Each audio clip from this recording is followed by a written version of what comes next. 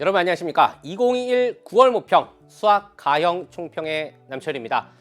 시험 보느라 정말 고생 많이 하셨습니다. 여러분 선생님도 오늘 학교에서 시험 감독을 했어요. 1교시에는 그 졸업생, 그 N수생 그 고사실 감독을 했고요. 2교시는 우리 또 재학생 3학년 9반 친구들 이렇게 감독을 했는데 분위기가 참 남다르더라고요. 되게 긴장된 분위기 속에서 열심히 뭔가 막 한 페이지 한 페이지 넘어가면서 이렇게 문제 푸는 그런 모습들을 보면서 안타깝기도 하고 또 대견하기도 하고 결과가 어찌됐든 간에 여러분 지금 시험이 일단 끝났잖아요. 오늘 정말 고생하셨고 그리고 지금 이 총평 내지는 해설 강의를 보러 온 친구들 그것도 오늘 시험 보는 날 대단합니다. 칭찬해드리고 싶어요. 일단 절반은 성공한 거야. 고생 많이 하셨습니다. 자, 지금부터 이제 총평에 대한 얘기를 할 텐데요. 아마 좀 의미 있는 얘기들이 될 거예요. 9월 모평 이후엔 내가 어떤 식으로 공부를 해야 되는지 막 디테일한 얘기보다도 공부하는 자세, 공부하는 태도 이런 거에 대한 얘기를 좀 해드리겠습니다. 자, 먼저 문항별로, 과목별로 그리고 단원별 출제 경향을 먼저 살펴보겠습니다. 일단 수학일 미적분 확률과 통계 한번 보세요, 여러분. 9문제, 12문제, 9문제. 역시 가형의 꽃은 미적분입니다. 미적분에 무려 40점, 40%. 아마 전년도 9월 모평도 미적분에 40점이었던 걸로 선생님 기억을 합니다. 이 정도였던 걸로. 작년도에는 이제 기하 벡터라는 과목이 있었고, 확률과 통계가 있었잖아요. 뭐 9문제, 8문제, 9문제씩 뭐 갖고 왔는지는 무당수까지 정확히 기억 안 나는데 보통 40%를 주더라고요. 그만큼 미적분이 중요하다라는 이야기고요. 전반적으로 일단 딱 봤을 때는 지금 여러분 표시된 부분 빨간색으로 표시한 부분과 파란색으로 표시한 부분을 좀 구별해서 보세요. 빨간색이 뭐냐면요. 선생님 26번 비교적 쉬운 4점짜리 문항 번호 포지션을 봤을 때 자 11번, 13번은 3점짜리입니다. 근데 왜 표시했느냐. 제가 선생님이 풀면서도 느꼈지만 그리고 고사장에서 실제로 학생들이 푸는 모습들을 봤을 때 이럴 수 있겠구나. 무슨 말이냐면 이번 시험의 전체적인 난이도는 일단은 30번이 쉬웠습니다. 그러니까 쉽다는 게 선생님 킬러 문제 그렇게 쉬워요? 그게 아니고 지금까지 나왔던 최고 난이도 치고는 쉽게 나왔어요. 그럼 체감 난이도가 되게 막 엄청 쉬웠다 이런 느낌이 들어야 되는데 또 그건 아니야. 왜? 중간중간에 준킬러 4점이라든지 아니면 지금 제가 빨간색으로 표시한 다코스라고 해야 될까? 쉬운 건데 아차! 그런 문항이야. 11번 쉬운 거야. 13번 쉬운 거야. 11번 로그 밑변환. 13번 지수함수의 그래프. 로그 밑변환 공식 잘못 쓰면 계산이 산으로 가. 풀이가 2줄이면 끝날 문제인데 이게 막 6줄, 7줄 늘어져. 10번까지는 좋았어. 편했어. 근데 딱 넘겼거든? 근데 11번에서 내가 자꾸 꼬이네? 물론 그렇게 해결하고 넘어갔어. 다행이야. 하지만 제가 이제 얘기하고자 하는 건 너무 문제를 물론 빨리 푸는 것도 중요한데 너무 긴장한 나머지 조급해하는 거야. 보자마자 막 쓰는 거야. 근데 잠깐 그 쉬운 문제일수록 특히 5초의 여유라고 해야 될까? 5초만 심호흡을 하고 문제를 한번 다시 쳐다봐요. 이걸 묻는 거구나. 그 5초의 여유가 50초를 줄여줄 수도 있어요. 계산 50초 1, 2분 돌아가는 게 5초 동안 문제를 더 쳐다보는 게 더 도움이 될 수 있다고요. 이번 전반적으로 모든 시험의 문제들이 이 30문제가 계산이 지나치게 복잡한 문제가 하나도 없었습니다. 물론 28번은 조금 이제 계산이 있었어요. 근데 나머지 문제들이 막 계산이 너무 힘들거나 그런 과정은 없었거든요. 문제를 읽는 호흡이 중요한 시험이었다라는 거 명심해 주시기 바라고요. 26번 특히 그래.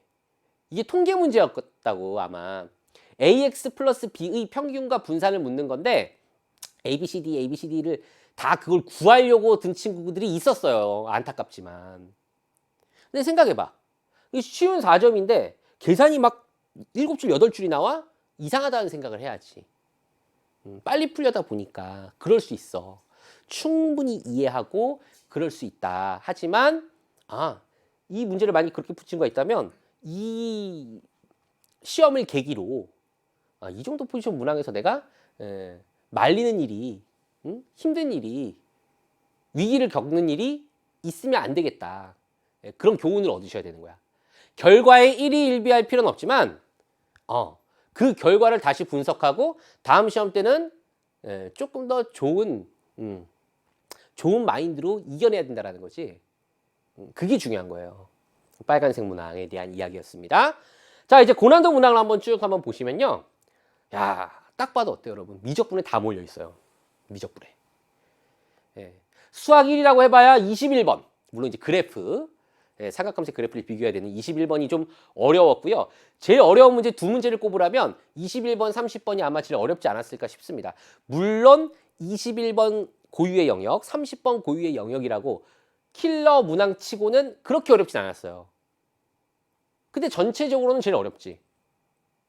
근데 문제는 이 시험이 킬러가 쉬운데 왜 어렵게 느끼는 친구들은 어려웠느냐. 바로 이런 문항들 때문에 그러는 거야. 이런 거. 다른 4점들 때문에. 중킬러에서 뭔가 해결이 안 되니까 자꾸 이제 시간이 꼬이게 되고 앞에서 시간이 많이 걸리게 되니까 30번이나 21번을 쳐다볼 수 있는 그런 여유가 없었다라는 거죠. 무슨 말씀인지 아시겠습니까? 전반적으로 한번 봐봐. 이 28번도 마찬가지 삼각함수 극한의 활용. 18번, 20번은 치환적분. 대칭성 얘기고요. 얘는 이제 치환적분. 이게 사실 얘도 20번 얘기를 하자면 이게 적분 변수가 지금 t란 말이지. 근데 그 안에 x가 있어.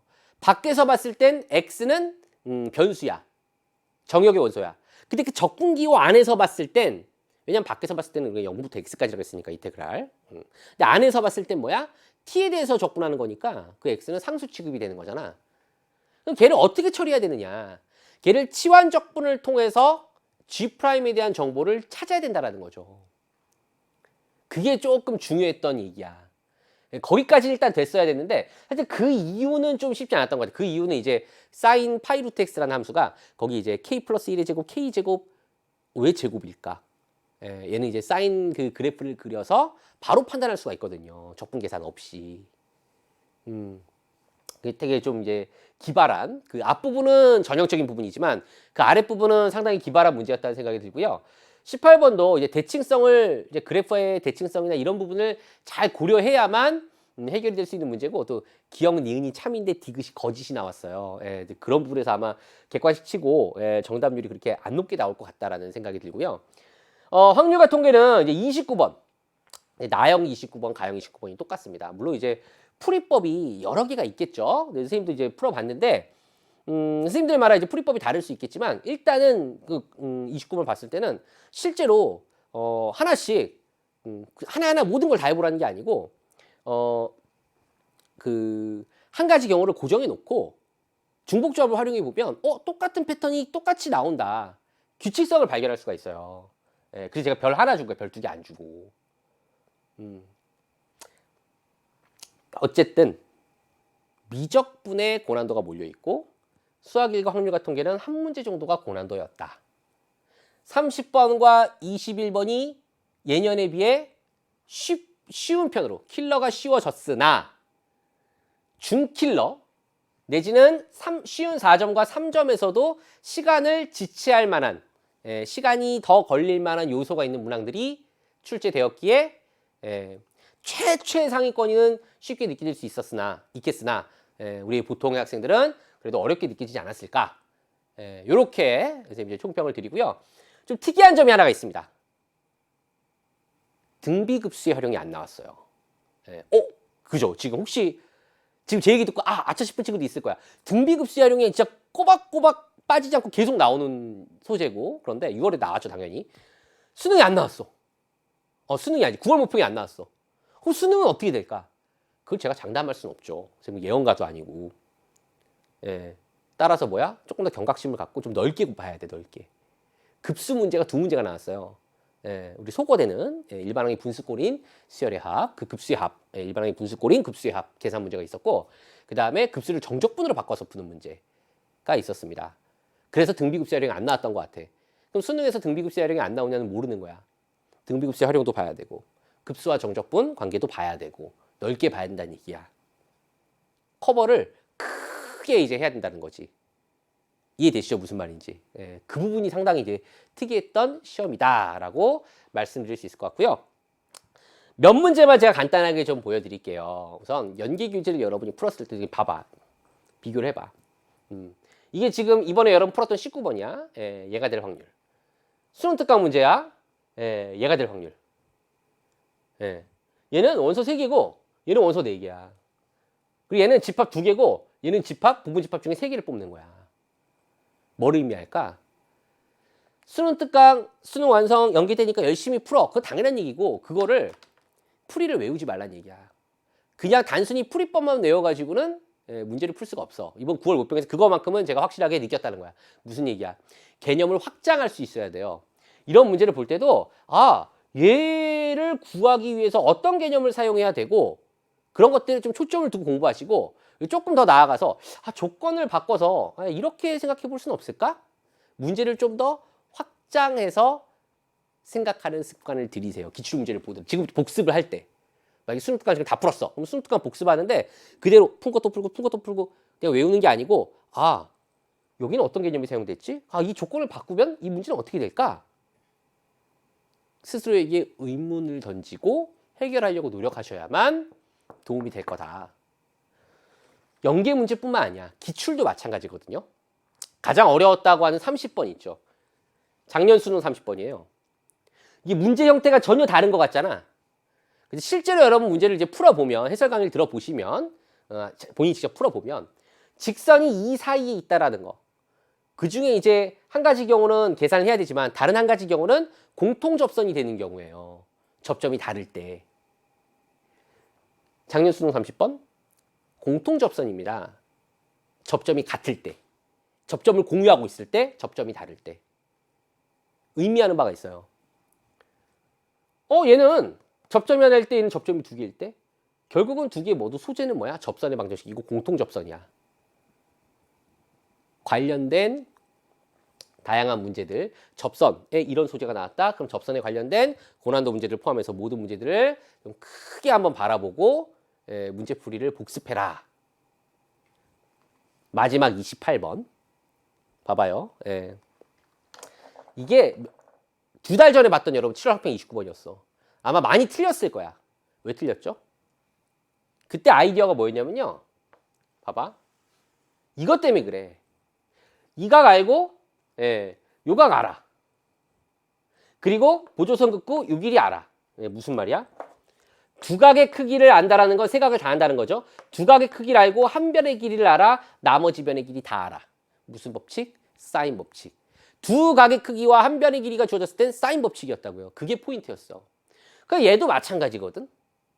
만약 이 부분이 안 됐다면 여러분 봐봐. 요 각 있죠? 여기 세타 있죠? 사실 얘가 세타니까 여기가 2분의 세타가 돼요. 그리고 요 길이 나와. 문제에 주어져 있어. 그럼 끝났지. 이 길이 알아, 요 길이 알아, 요 각 알아, 요 각 알아. 얘랑 똑같은 상황인 거야.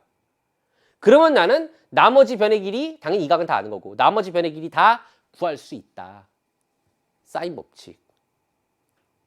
크게 이 문제의 풀이법을 기억하는 게 아니고요. 기출문제의 고난도를 풀 때는 이 문제에서의 내가 어느 부분을, 어떤 넓이를 못 구했지? 포인트, 어떤 개념을 몰랐지? 나는 사인 법칙이라는 공식은 알고 있지만 사인 법칙을 적용해야 되겠다는 생각을 못했어, 만약에.